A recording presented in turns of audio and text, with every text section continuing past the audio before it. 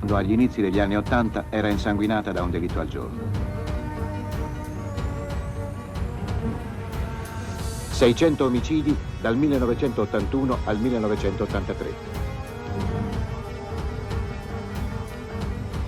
In questa città il 10 febbraio 1986 si apre il processo a Cosa Nostra.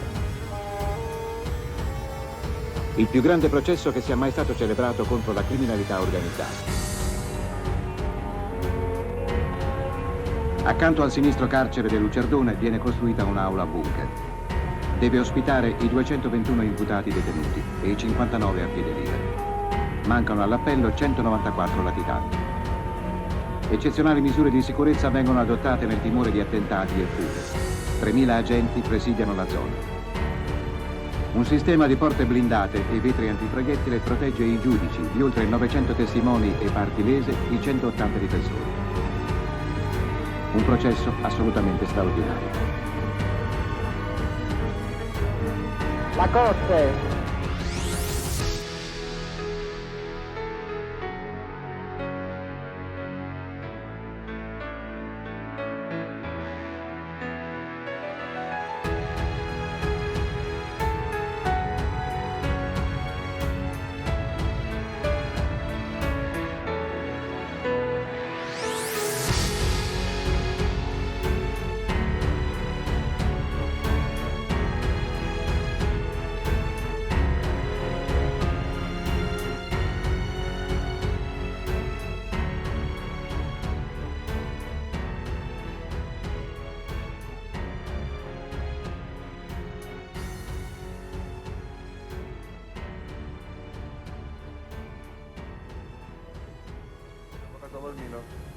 Anche l'avvocato Angelo Bonfiglio difende Baldinucci, no?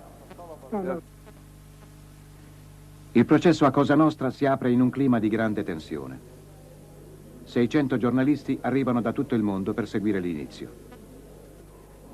Per la prima volta, con un decreto, vengono nominati 2 pubblici ministeri, 2 presidenti, 2 giudici a latere. I giudici popolari, tra effettivi e supplenti, sono 16. C'è il timore che durante il dibattimento possano venire meno alcuni giudici e così arrivare al blocco del processo. Nonostante tutte le accortezze, i problemi cominciano subito. L'inizio è stentato, difficile. Le scaramucce sono accese anche da piccoli pretesti. Buongiorno, mi scusi Presidente, il problema non è tanto nei panini quanto in qualche bottiglia d'acqua e nello stesso tempo poter fumare una sigaretta, perché qua non ce la fanno fumare, di là neanche. Cioè cercare di trovare un modo, un sistema per poter continuare questo processo, perché noi lo vogliamo fare. Va bene, d'accordo. Lasciateci anche il tempo di pensarci un pochino. Per la prima giornata siamo tutti un po'...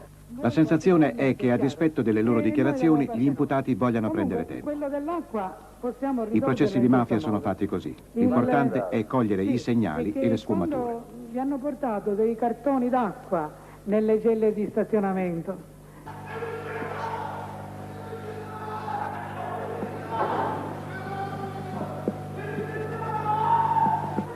Dunque si dà atto che il detenuto Sinagra Vincenzo, entrando in cella, dà in escandescenze, proferendo delle grida inintelligibili. Il Presidente dispone che venga riaccompagnato. Lo potete riaccompagnare? C'è chi fa il matto e grida di sentire voci. Chi è malato? Pigliamone un altro. Io vorrei... Chi presenta subito istanze di scarcerazione e solleva questioni procedurali. Io non sono dotto in giurisprudenza, come le ho detto. Le presenterò un'istanza io di scarcerazione. Voi che siete luminari della giurisprudenza, troverete voi la forma come mandarmi a casa. Anche perché io devo andare a trovare il sostentamento per 4 bambine, perché mi hanno messo in una situazione economica disastrosa. Chi chiede comprensione e pietà. Insomma, allontanarmi da certo ambiente, da subcultura. Io, se mi consentite, no sete, io ho arsura desertica di imparare, signor Presidente. Ma hai avuto mala sorte, Dio santo, mala sorte, se mi consentite non uso i termini io, di vittimismo, di persecuzione, che a voi so che non piace. Ma è stato sventurato, signor Presidente. Ci giuro in parola mia, sventurato è stato. C'è che è un capolavoro lassù qualcuno mi ama. Ma io penso a qualcuno qua giù mi ama della polizia. No, ci può essere. Gli imputati, che erano 474... di nervosismo dovuta al fatto di avere sempre gli occhi puntati addosso da stamattina, sia di qui davanti che sia di dietro. Ora, emerge sin da queste prime battute la figura di Luciano Liggio, il boss di Corleone, ritenuto al vertice di Cosa Nostra. Quella che può essere dentro il cancello. Ora, queste guardie che messe qui davanti, guardano continuamente qui dentro, uno prima di allungare lo sguardo verso la corte e seguire il discorso che si svolge. Ma io veramente non lo... Ma queste sono misure ordinarie di sicurezza che ci sono tutte sta dinanzi siamo chiusi, insomma, l'ordinario di sicurezza qual è? Quello di innervosire il detenuto e non farlo ascoltare? Io non lo so. Ho ascoltato la lettura, sì. Io voglio essere interrogato, ma non c'è presente il mio avvocato, che sarebbe il signor Felice. L'assenza degli avvocati è un problema che si presenterà più volte, perché i difensori sono impegnati anche fuori dell'aula bunker e non sempre sono disponibili. Grazie. Non vi è collegamento alcuno tra l'assenza degli avvocati di ieri con qualsiasi questione che attiene a fatti inerenti al processo. È successo, ma ogni avvocato col quale io ho conferito direttamente ha giustificato l'assenza dell'udienza con impegni che nella logica dei tempi che occupa tutti noi attorno a questo processo ha una spiegazione. Si dilaziona il primo giorno, si rinvia il secondo giorno, ci sarà un momento, o c'è un momento in cui si è soffocati degli impegni e le scelte importano l'obbligo e il dovere da parte degli avvocati di dare assistenza anche agli altri. Il blocco è in agguato ogni giorno e il processo sembra non poter decollare. Ma all'improvviso la svolta clamorosa. Signor Presidente, volevo comunicarle che l'imputato Tommaso Buscetta, che ho rinunziato a conferire, è a disposizione della Corte.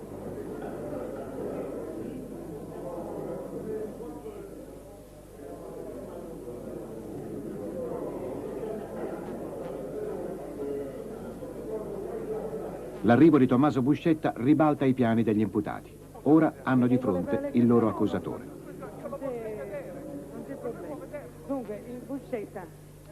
Tommaso Buscetta, chiamato il boss dei due mondi per le lunghe permanenze in America, con le sue 400 pagine di interrogatorio ha dato un colpo gravissimo a Cosa Nostra. Al giudice istruttore Giovanni Falcone ha raccontato storie e segreti della mafia. Arrestato in Brasile, dove ha cominciato a parlare, il 13 luglio del 1984 è stato portato in Italia. Consegnato poi alle autorità americane, è ritornato nel nostro paese solo per questa deposizione. La deposizione di un capo da 40 anni in contatto con tutti i vertici delle famiglie mafiose. Aveva inteso parlare. Queste sono le uniche immagini del volto del pentito. Da questo momento, per decisione del Presidente della Corte, Alfonso Giordano, di lui le telecamere inquadreranno solo le spalle o le mani e il busto. Sarà così anche per gli altri pentiti. Adesso comincia veramente il processo. Dichiarazioni.